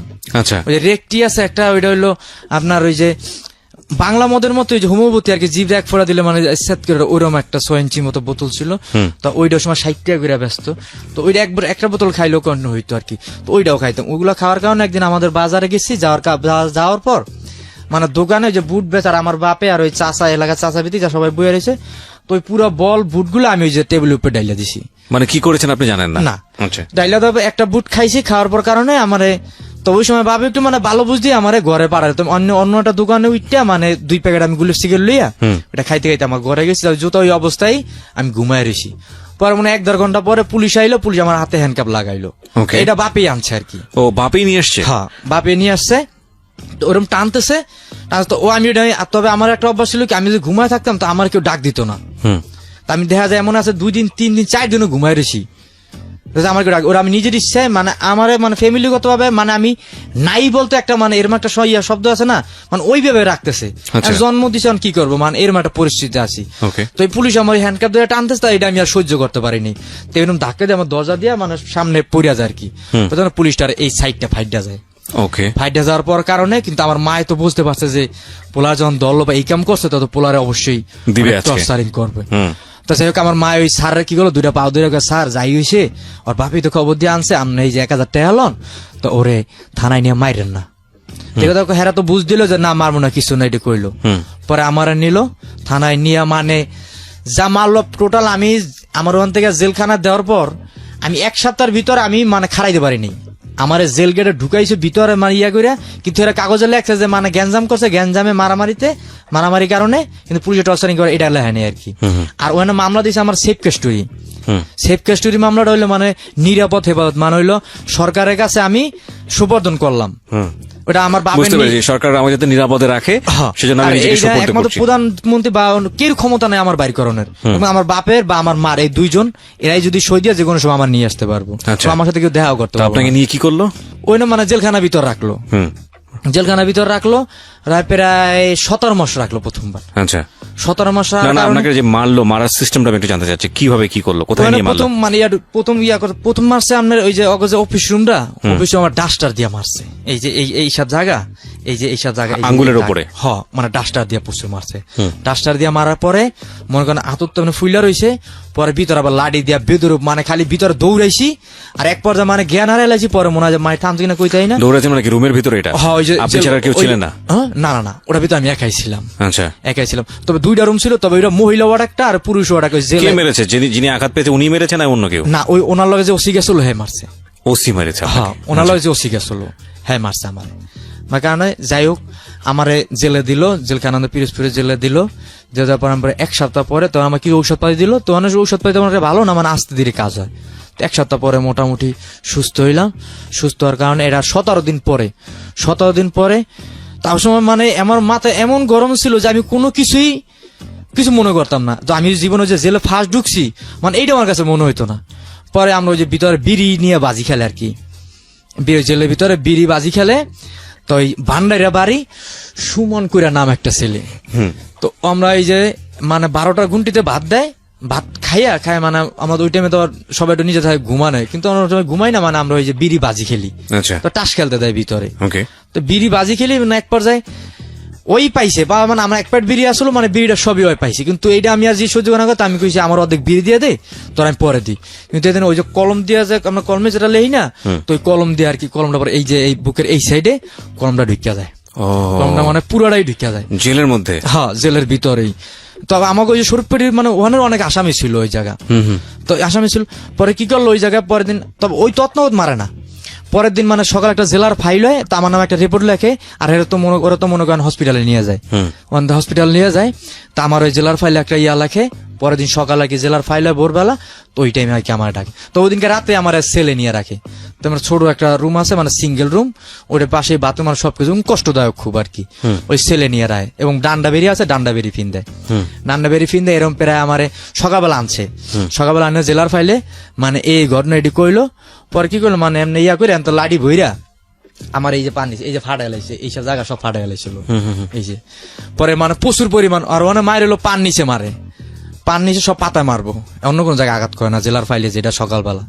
যাই হোক, এভাবে মারার পর কারণে ঔষধপাতি কিছু দিল, দেওয়ার পর কারণে প্রায় আমারে 4 মাস 4.5 মাসের মতো আর কি ওই ইয়া রাখলো, ওই যে সেল কয় যেটা, ওই যেখানে হ্যাঁ একা আর কি ডান্ডা বেরি। ওই 4 মাস আমার ডান্ডা বেরি তো খুব একটা যন্ত্রণাদায়ক, ডান্ডা তো 2 পায়ে ডান্ডা থাকে, যে মাজা মানে ওটা খুবই ঘুমাইতে মানে সব দিকেই কষ্ট, মানে এটা আমার একটা পাশ দিয়ে দিল, যেটা সবসময় থাকবে। হ্যাঁ পরে 4 মাস না কয় মাস দিল, এরপর ওইটা গেল, এরপরে মনে করেন আমার আবার ওয়ার্ডে আনলো, সবাই সাথে আর কি, জি ওয়ার্ডে আনার পর তা এ কন্টিনিউ আবার মাঝে মাঝে 1 মাস 1.5 মাস পরে কোডেও নাই, আচ্ছা কোডেও নাই, মানে খালি জজ আমার দিক চাই আর কিছু কয় না, কই মানে এই পর্যন্তই, পরে আবার লইয়া যায়। আর বাড়ি থেকে কোনো দেয়া সাক্ষাৎ কিছু নেই দেখেন। কিন্তু জেলের ভিতরে এখন আমি মনে করেন এক ধরনের একটা ব্যবসা শুরু করে দিলাম, এক ধরনের ব্যবসা মনে করেন জেলার ওই যে ভিতরে যে মেয়াসার থাকে, পুলিশ থাকে, এগুলো কিছু কন্ট্রোল আনলাম যে আমার স্বরূপকারী থানা যদি আসামি হয়, তাই মনে করেন যে আমি আমার ওয়ার্ডে রাখবো, মনে করেন এগুলোকে চুক্তি হলে আর বাড়িতে টাকা পয়সা পাঠাইলে আপনার হাতে 200 দিমু, বা বেড বাথরুমে কোন আছে আমার পাশে নিমু, বা প্রতি আসামির বাড়ি থেকে লোক যায়, পিছুতে টাকা দেয় বা খাওয়ান কোন দেয়, তো এই ধরনের ভিতরে একটা ব্যবসা শুরু করে দিলাম। এবং কন্টিনিউ আবার ওই যে পাকঘরে মনে করেন কিছু তরকারি স্প্রে রান দেয়, ওগুলো একটা লাইন প্যাড করে ভিতরে কিছু কিছু ভালো আসামি হ্যাঁ করে দিলে দেখা যারা সপ্তাহে পিজির থেকে কিছু টাকা ওইভাবে আর কি অ্যাকাউন্টে দিয়ে দেয়। তো মোটামুটি মানে ভালোই চলতেছে, এলাকাতে লোকজন যাইতেছে, মানে সবকিছু ভিতরে ভালোই আছি। তো যাই হোক, হঠাৎ 17 মাস পরে আমারে হঠাৎ একদিন বিকালবেলা ডাক দিল যে মেরো মানে আমার জামিন হয়ে গেল। তা আমি তো বাইরে এলাম, বাইরে আনার কারণ বাইরে তো পিরোজপুরে টাউনের ওই সময়টাতে কোনো ধরনের নেশা নিতে পারেনি জেলে থাকা অবস্থায় নাকি নিয়েছেন? এটা আমি ভুল করছি যে আমি ওই যাইতাম না যে কোর্ট ঘরে যাইতাম, ওটা পুলিশেই ব্যস্ত আমার কাছে, পুলিশেই ব্যস্ত। আর এই টাকাটা তো দেখা যায় কোর্ট ঘরে যে প্রতি আসামি তো লোক যায় কোর্টে উড়াইলে, দেখা যায় বাপ বা বাই যে লোকজন যায়, আর এর মাধ্যমে পুলিশেই ব্যস্ত হয়, ওই মাধ্যমে টাকা ওইভাবে দিয়ে দিত ওই জেল গেট দিয়ে। আর কোর্টে গেলে তো মনে করেন যে দেশের বা ঘরের খাবার ওইটা খাওয়া, এরা পুলিশেই ব্যস্ত। ওখানে যারা মিশা ওখানে ফেন্সি ডিল আপনার গাঁজা, এই দুইটা মানে কন্টিনিউ টাকা হলে পাওয়া যায়। কিন্তু গাঁজাটা ভিতরে মূলত যারা সবাই আর কি থাকে মানে সবাই দিয়েই খায়, আর ফেন্সি যারা বিএপি সিস্টেমে থাকে দেখা যায় হেরা ওইটা খায়, এটা পুলিশেরাই বেছে, আচ্ছা পুলিশেরাই বেছে, এবং ভিতরও সিস্টেম আছে। ওকে ঠিক আছে, এটা আপনার ভাষ্য, আমরা কোনোভাবে ইনভেস্টিগেট করিনি এবং আমরা জানি না এটা সত্যটা কতটুকু, ওটা ও লাইফের কথা বলছে। এবং আমরা কিন্তু আমাদের অনুষ্ঠান যখন প্রচার করি তখন কিন্তু একটা ডিসক্লেমার দিই এখানে। সুতরাং কোনো প্রতিষ্ঠান বা কারো সম্পর্কে যদি নেগেটিভ ভাবমূর্তি তৈরি হয় সেটা একেবারেই আপনার জায়গা থেকে কল্পনাপ্রসূত, কারণ এই বিষয়গুলো ইনভেস্টিগেটেড নয়, এগুলো সত্য কি মিথ্যা এগুলো আমরা জাজমেন্ট করিনি, এগুলো আমাদের স্টেটমেন্ট নয়, বা বিশেষ করে ঢাকা এফএম এর স্টেটমেন্ট নয়। আমরা এই গল্পটা প্রচার করছি বা আমরা এই স্টোরিটা প্রচার করছি একটা মানুষকে শুদ্ধ পথ দেখাবার জন্য, একটা মানুষ যাতে ভুল পথে না যায় সেটার জন্য। সেই গল্পটা বলতে গিয়ে প্রাসঙ্গিকভাবে আমাদের সমাজ, রাষ্ট্র এবং একই সাথে প্রতিষ্ঠানের বিভিন্ন নানা দিক উঠে আসে, সেটা কতখানি সত্য মিথ্যা সেই জায়গাটিতে আপনি আপনার অভিজ্ঞতাকে কাজে লাগাবেন, কিংবা সেই জায়গাটিতে আমাদের সমাজ যেটা বলে আমাদের বেড়ে ওঠাতে আপনি যে সব অভিজ্ঞতার মুখোমুখি হয়েছেন সেই সবকে কাজে লাগাবেন। এবং সেখানে যে এই ঘটনাগুলো কতটুকু সত্য, যেহেতু আমাদের এটা ইনভেস্টিগেটিভ শো না, সেই জায়গা থেকে আমরা কোনোভাবেই আপনাকে ইন্সপায়ার করবো না এটাকে বিলিভ করার জন্য। That's your own risk actually. Okay বলুন তারপরে আমার ওখান থেকে আমার মা আসছে, আমার বাপে আসে নাই। জি, আমার মা জেল গেট বাইর করলো, বাইর করে তবে ওদিনকে আবার বাইর করতে করতে সন্দেহ হয়ে গেছে, সন্দেহ তাহলে আবার ওই জায়গা থেকে আমার এলাকায় যাওয়ার মতো এখন তো গাড়ি, ওই সময় গাড়ি ছিল না, লঞ্চের লাইনে ছিল। জি, তো ওই সময় লঞ্চ সন্দেহ পাওয়া যায় না। পর আমরা ওই জায়গায় একটা বোর্ডিং এ রয়েছি, বোর্ডিং এ হওয়ার পরে আমি বললাম কি মামা জুতা কিনতে হইব, তা আমি 500 টাকা নিয়েছি আমার মার কাছে। 500 টাকা নিয়ে আমি ওই মুহূর্তেই আমি 15-20টা ট্যাবলেট আমি কিনে ওইটা খাইছি বের হওয়ার পর। কি লাভ হলো 17 মাস থেকে? আমার প্রশ্নটা এখানেই যে দেখুন, আমরা একজন মানুষকে অপরাধী বলছি, সেই মানুষটাকে ঠিক করার দায়িত্ব কিন্তু আমাদের সমাজের, পরিবারের। প্রথম দায়িত্বটা পরিবারের, তারপর সেটা যদি পরিবার না পারে তাহলে সমাজ তাকে সেখানে হেল্প করবে, সমাজ যদি সেটা না পারে তাহলে রাষ্ট্র তাকে হেল্প করবে। 3টা লেয়ারই কিন্তু ফেইল এই ছেলেটার ক্ষেত্রে। এই ছেলেটা একটা রিফ্লেকশন অফ সোসাইটি। আমাদের একজন মাত্র সবুজ না, এরকম অসংখ্য সবুজ আছে যারা ঝরে যায়, যারা পড়ে যায় এবং একই সাথে তারা আমাদেরকে পেছনে ফেলে রাখে। সুতরাং এখানে যদি ব্যর্থতা আসে তাহলে আমি, আপনি সবাই কিন্তু এই জায়গাটিতে ব্যর্থ, এবং সেটার জন্য শুধুমাত্র একজনের দিকে আঙুল তোলা কোনোভাবেই উচিত নয়। জি, এলাকায় যাওয়ার পরে দেখতেছি যে আমার বাপে মানে আমার আর টর্চারিংটা বেশি বাড়াইলো। আর ওই ট্যাবলেট তো আমি খাইছি, তো ওই আগের যে ভাবসাব যা করতেছি ঠিক ওইটাই করতেছি। ওই পিএস প্রতিযোগিতা ট্যাবলেটটা খাওয়ার পর কারণে যাবার এলাকায় যাই ঠিকই আবার ওইভাবে আবার লিওনের মতন আস্তে আস্তে আস্তে কোন আবার খাইতেছি। মানে ওই যে দৌড়ছি মানে ওই সেন্সেই মানে আবার ওই ট্যাবলেট খাইতেছি। কিন্তু এলাকা ভিতরে আমার বাপে কিন্তু কোনো আমার একটা খারাপ লাগতো সবচেয়ে, আমার বাপে আমার গুলা ছাড়া কথা কইতো না কোন সময়। মানে আমার যদি একটা সবুজকে যে ডাক দিত যে সবুজ এই জিনিসটা এইভাবে না বাবারে এইভাবে পয়েন্ট এখানে, এবং আমারে সে এতটা টর্চারিং করতো যে ভাই আপনি দেখলে বুঝবেন আমার এই পা। সমস্ত এই যে দুই ও মাইক্রোফোন থেকে সরে গেছে, ও আমাকে পা দেখাচ্ছে। সমস্ত শরীর আমি প্রথম একটা কথা বলছিলাম যে ভাই আমার শরীরে আসলে আমি যে কোনো বাড়তি কোনো কাজ করবো কোনো কিছু করবো এই শরীরে আমার এই দেহটা আছে ঠিকই প্রিন্সের মতো, কিন্তু এটাই সব। তারপর কি হলো? পরে মানে আমার লাগে এই ধরনের আচরণ দেখা যায় আমার মানে ঘরে 3 বেলা, তবে আমার দাদা তো তখন ওই অন্ধ ছিল, দাদা তখন জীবিত আর কি, দাদা অন্ধ ছিল, আমার দাদিও ছিল, তো চাচা দুজন ধরে ঢাকা থাকতো, তো বেশিরভাগ ওই দাদিরই জ্বালাইতাম, দাদির আইন রাখতো, দেখা যায় খিদা সুদে না ওই দাদিটাই খেয়ে লাইতাম। কিন্তু বাড়িতে অনেক সময় দেখা যায় আমার ঘরের পিছনে একটা বাথরুম আছে, বাথরুমের কোনা দিয়ে আমার মা অনেক সময় বলে ওখানে বাথ হইতো, অনেক সময় তুই রাই খাইতো, তো ওই ভাতটুকু আপনার খাওয়ার জন্য টোটাল ভাবে আমার সুযোগ করতো না। দেখলে মানে হে আমার এতটা টর্চারিং করতো যে আমাকে বাজারের ভিতরে হাজার হাজার মানুষ দেখছে যে কোনো বাপ একটা ছেলেরে এইভাবে টর্চারিং করতে পারে না। মানে এলাকার ভিতরে মানে এমন একটা মানে হে নিজে নিজে কোনো গর্ব মনে করতো। আমি জানি আমার বাপের জীবিত নাই, আজকে প্রায় 5-6 বছর পর্যন্ত মনে মারা গেছে, তো মনে হয় হ্যাঁ নিজে নিজে গর্ব মনে করতো। গর্ব মানে আমার এটা মনে হয় যে আমার এতটা আঘাত করে মানে নিজে নিজে গর্ব মনে করতো যে হ্যাঁ আমি বাপ বা আমি এইটা পারি, আমার পোলার আমি এরকম একটা আমার ভিতরে মনে হইতো। ওকে। কিন্তু এই মারবার হঠাৎ আমার বাবার আবার পুলিশে ধরে নিল, আচ্ছা, আবার থানায় নিল। তবু সময় পুলিশ মানে জেল মেলো কিছুই না আমার কাছে, মানে একেবারে রেগুলার হয়ে গেছে। হ্যাঁ মানে জেলকে মনে হলো যে আমি আমাকে বাড়ি বাটাইছি বা লুই আইতেছি। আচ্ছা, আর ঠিকই পরে রাত্রে কি করলাম, হ্যাঁ রাতে জেল গেটে গেলাম, ওই থানায় গেলাম, ঐশ্বরপুরি থানায় গেলাম, থানায় যাইয়া দারোগারে 1000 টাকা দিয়েছি, আর এই মামলাটা 50 মামলা ঘুরে দিছি। গাজা মামলা ছিল মানে 50 মামলা ঘুরে, ওরা হলো থানায় তো মানে টাপ অনেক সময় দেখা যায় পেপার ফেলাস হলে চাপ পলে দেখা যায় ওসি দারোগা ধরতে বাধ্য, টাকা পয়সা দিয়ে এরা তো অনেক সময় চাবি পুরা ধরে, এই ধরনের মামলা দেয়, দেখা যায় 1 সপ্তাহ পরে যাবেন। তো ওই দিনকে রাত্রে হেরাইটা দিয়া আমাদের ওখান থেকে মাগুরা গুড়া একটা গ্রাম আছে, মানে বাজার থেকে ওই জায়গায় রিক্সা স্ট্যান্ড নাকি ওই জায়গায় থামে, তো রিক্সায় আসছি, আসার পরে মানে ওই জায়গায় থামার পরে মোস্তফা করে একটা নামটা বলি, তো ওই রিক্সা ও রাত্রে দিনে ভাড়া 10 টাকা, তা রাত্রে 5 টাকা বাড়তি দিছি, 15 টাকা ভাড়া দিছি। তো ওই সময় মানে আবার সবাই একটা জিনিস, তবে আমার ভিতরে একটা নীতি ছিল, আমি রিক্সা আর ওই যে মাঝি যেন ওই আগে ড্রাইভার নেশাবানি বেশিরভাগ মাঝি ওই মাঝির নৌকা করতাম নদীতে আর কি বেশিরভাগ, বা ওই মাঝিরা দেখলেই মনে হেরা ডাক দিয়ে উড়াইতো, বা রিক্সাওয়ালা ডাকতে ডাক দিয়ে উড়াইতো। তো রাত্রে রিক্সাওয়ালা 20 টাকা দাবি করলো, আমি 15 টাকা দিছি, আমি কি না ভাড়া তো 15 টাকা। তো ওই মোস্তফা লোকটা ওইটা কইলো কি ব্যবসা তো তোকে ভালোই, তাহলে তা 20 টাকা দিলে সমস্যা কি। তো এবার কইলাম মোস্তফা কতটা ভালো কইলি না, ভাল লাগলো না, তাই আমার কথা তুই জানালি কিন্তু মারমো। তো এটা করার পারেন আমি ঠিকই গেছি, টোটাল রাইট আমি ঘুমাই নেই। তো আমাকে বাড়ির পিছন দিয়ে আবার পিছন হলো পিছন দিয়ে ঘুরে আবার কি ওই বাজারে যায়, আবার এমব্রয়ডারি টুপির কাজ করে। আচ্ছা, তো ওই যারা সেলুনের কোনা একটু পুষ্কিনের গাড়ার মতো আছে, তো টোটাল রাইট আমি ওই জায়গায় বয়ে রয়েছি একটা হকি স্টিক আর কি লইয়া, ওই জায়গায় বর কারণে সকালবেলা ঠিকই সাইকেল লিয়ে আসে 7টার দিকে, পুরো এমন মাই দিছে যে এখন পর্যন্ত মনে করেন যে এই গাড়ে কি জানি দিয়া আর কি মানে একের লাইফটাই মারছি। মারার পর কারণে চেয়ারম্যানে ওই পর্যায়ে চেয়ারম্যানের কাছে রিপোর্ট গেছে, চেয়ারম্যান আমাকে বাজারে আইয়া, তো আমার কিছু লোক কইছিল তুই সরে যা, কিন্তু আমি সরে নেই বইয়ে রয়েছি। তো চেয়ারম্যানে মনে হয় যে আমার শরীরের উপর অন্তত 20টা লাঠি ভাঙছে, সমস্ত শরীর মানে একেবারে তুলার মতো ঠিক চালাইছে। আর ঠিকই ওই স্যারেরা যেভাবে মারছি এটা দেখলে যে কোনো মানুষই মানে অবিশ্বাস্য করছে, ওর সমস্ত শরীর দুনিয়ার যত রাগ আছে ওর উপর ঝাড়ছেন আর কি, হ্যাঁ ওই যে রাতে আচরণটা করার কারণে আর কি। যাই হোক গেল ওই অবস্থায়, তবে ওই সময় যে ট্যাবলেট যেটা খাইতাম তবে শরীরে হইতো না, ডাক্তার বানি আমার বেশিরভাগই মানুষ শরীরে কাটা ফাড়া যাই হোক আমি ডাক্তার বানি দেখাইতাম না, শরীর লাগতো না আর কি। তো ওই অবস্থায় আস্তে আস্তে নিজে সুস্থ হইলাম, সুস্থ হওয়ার কারণে এক পর্যায়ে আমার বাপেও বাইরে এলো, আস্তে আস্তে বাইরে এলে পরে তো এলাকায় ঠিক ওইরকম আমার ঢাকা আমি ওই যে বাবুবাজার আইতেছি, তবে বাবুবাজার ওই না স্বাস্থ্য ভাই আছে, তাই ওই জায়গায় এক প্রতাপশালীর ছেলের ম্যানেজারি করে, তো ওই কিছু কিছু অকারেন্সে জড়িত, তার লাগায় অকারেন্স করি না মানে তার লাগে ওই থাকি যাই মানে এরকম একটা আছি।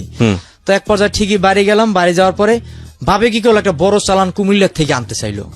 আচ্ছা, কুমিল্লা ক্যান্টনমেন্ট থেকে মানে 27 কেজি গাঁজা সহ, মানে যে পার্টির কাছে লইছে ওই পার্টি তখন আবার র্যাব বাইরেছে, র্যাবের খুব প্রভাব ছিল আচ্ছা, তো ওই র্যাব দিয়েই ধরাইছে, ক্যান্টনম্যানে ওই নেই সেই 27 কেজি সহ ধরা খাইলো।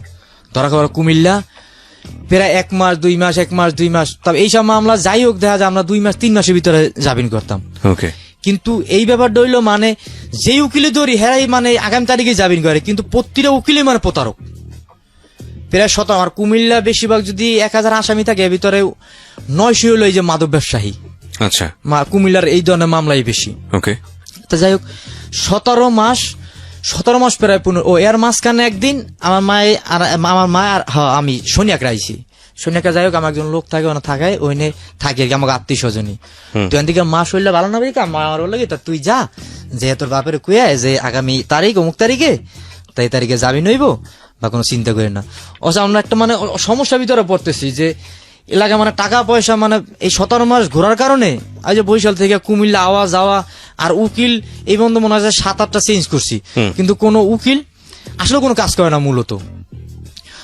এক পর্যায়ে আমার মনে হয় 16 মাস চলে, 16 না 15 মাস চলে, এই সময় একটা মুরব্বীর লাগে মানে আমার মার লাগে ওই যে জেল গেটের ওই যে কোর্ট ঘরের সামনে বই মানে পরিচিত হইলো মায়ের জিগাইলো যে বাবারে কি সমস্যা তোমার, বুঝাচ্ছে বাবারে আমার বাড়ি তো বরিশাল, এই সমস্যা, তো এই মামলার লই তো 17 মাস নিশ্চয়ই গেলাম, তো কোনো তো জামিন বা কোনো কিছু পাইছি না, প্রতিটা উকিল তো চেঞ্জ করতেছে, মানে প্রতিটা উকিল তো এগুলো কইতেছে।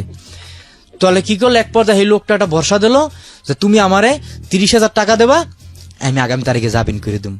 যাই ওই উকিলের কাছে যেমন জোর করে কাগজপাতি লইছি, লওয়ার কারণে আসলে এই যে লোকটা হয়েছে ভুয়া, মানে ওই যে জেল গেটে এরকম কিছু কিছু মানে দুর্বল লোক ধরে মানে এদের সিস্টেম হইলো।